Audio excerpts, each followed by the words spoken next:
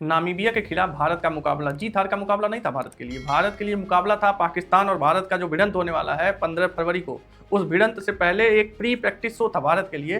भारत को अपनी स्ट्रेंथ कमजोरियां को टेस्ट कर लेना था नामीबिया के खिलाफ। लेकिन नामीबिया को 93 रन से अलबत्ता भारत ने हरा दिया। लेकिन ये कहीं रनों का मैटर था ही नहीं। भले भारत 209 रन बना पाया, भले 300 रन भारत बनाने वाला था, लेकिन देखिए इस पे कोई चर्चा करने वाली बात ही नहीं है कि भारत 300 बना सकता था, 209 पे ढेर हो गया। मिडिल ऑर्डर भारत का बुरी तरह से फ्लॉप रहा। हार्दिक पांड्या को छोड़कर या ईशान किशन को छोड़कर कोई नहीं चला। रिंकू सिंह बुरी तरह से फ्लॉप रहे।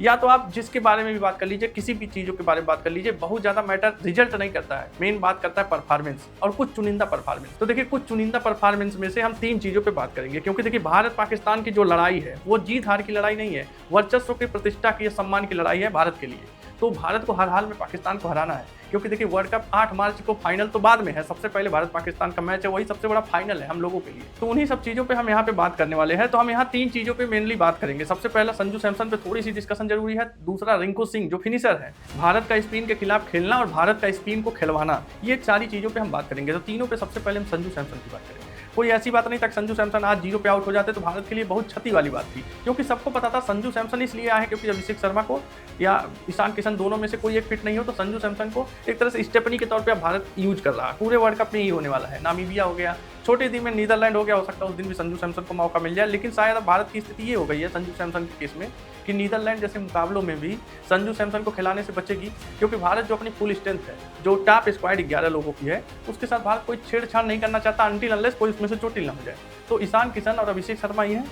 संजू सैमसन को अपने आप को साबित करना था, खुद के कॉन्फिडेंस वापस पाने के लिए, क्योंकि देखिए इनको ग्रेड सी में रखा भी गया है, एनुअल कॉन्ट्रैक्ट में भी सीसीआई ने रखा है। इसके मतलब संजू सैमसन अभी पूरी तरह से नहीं बाहर है। उस तरह से संजू सैमसन को अपना एक कॉन्फिडेंस बूस्ट करना था। नामीबिया सबसे अच्छा प्लेटफॉर्म था इनके लिए। भारत का भी जो इंटेंट रहता है, भारत का जो एग्रेशन रहता है, T20 खेलने की भारत को जो स्टाइल है, उससे इनका स्टाइल बिल्कुल आज मैच किया। 8 बॉल में 22 रन बनाए। हो सकता है अभिषेक शर्मा भी 8 बॉल में 22 ही रन बनाते हैं, 7 बॉल में 22 रन बना देते हैं, बस अभिषेक शर्मा जैसा ही संजू सैमसन खेले। लेकिन संजू सैमसन को एक माइलस्टोन अचीव करना है। 70 रन की 2-3 लगातार पारियां खेलनी है, वो भी कम मौकों में। जब जब मौके मिले तब शायद संजू सैमसन की वापसी होगी। और दूसरा, भारत के थिंक टैंक का भी एक मोरल बूस्ट होगा। किसी मैच में अभिषेक शर्मा की अगर अनअवेलेबिलिटी रहती है, अभिषेक शर्मा नहीं मिलते हैं या ईशान किशन नहीं मिलते हैं, तो थिंक टैंक जो मैनेजमेंट बैठा है उनके पास एक ऑप्शन रहेगा कि यार संजू सैमसन इतना अच्छा खेला था नामीबिया के खिलाफ, चलो उसको खिला लेते हैं। तो इस तरह से संजू सैमसन को करना चाहिए था। नामीबिया के खिलाफ काफ़ी हद तक सफल हुए और काफ़ी हद तक असफल भी हुए। दूसरा हम बात करेंगे रिंकू सिंह की।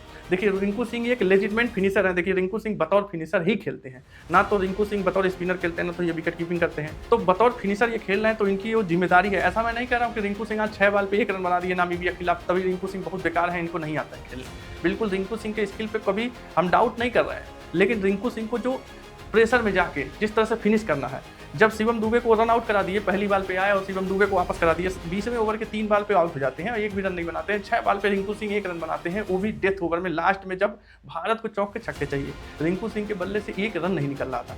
तो हम तीसरे सबसे इंपॉर्टेंट फैक्टर पे बात करेंगे कि भारत का स्पिन अटैक कैसा है और भारत को कैसा स्पिन खेलना पड़ेगा और कैसा खिलवाना पड़ेगा। तो देखिए सबसे पहले अगर नामीबिया के खिलाफ देख लीजिए, गेरहाल इरास्मस जो 4 ओवर में 20 रन देके 4 विकेट लिए। भारत जो ताबड़तोड़ खेल रहा था, 7 ओवर में 104 रन।